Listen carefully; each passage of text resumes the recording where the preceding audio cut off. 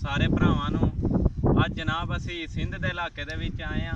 ਇਹ ਰੇਗਿਸਤਾਨ ਜਿਹੜੇ ਨਾ ਆਮ ਨੇ ਇੱਧਰ, ਤੇ ਇੱਥੇ ਕੁਝ ਮੀਆਂ ਸਾਹਿਬ ਦੇ ਪੇਸ਼ ਕਰਾਂਗੇ।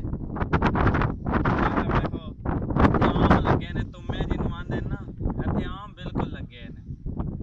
ਮੀਆਂ ਸਾਹਿਬ ਦਾ ਸ਼ੇਰ ਕੋਈ ਦੋ ਤਿੰਨ ਪੇਸ਼ ਕਰਾਂਗੇ, ਸਮਾਤ ਫਰਮਾਓ।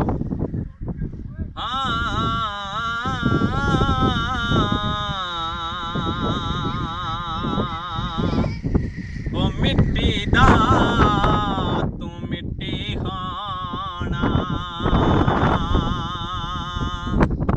ਤੇ ਕਾਦੀ ਬੱਲੇ ਬੱਲੇ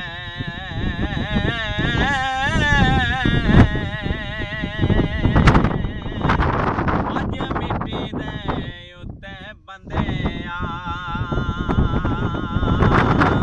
ਤੇ ਕੱਲ ਮਿੱਟੀ ਦੇ ਥੱਲੇ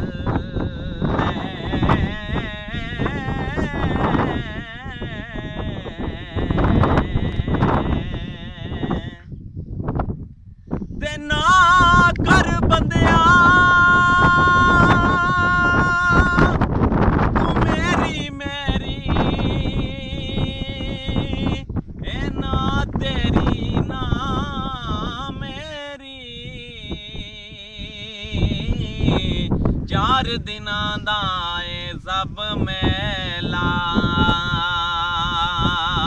ਤੇ ਫੇਰ ਮਿੱਟੀ ਦੀ ਢੇਰੀ,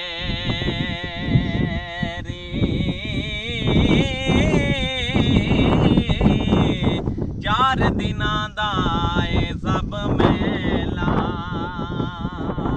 ਤੇ ਫੇਰ ਮਿੱਟੀ ਦੀ ਢੇਰੀ।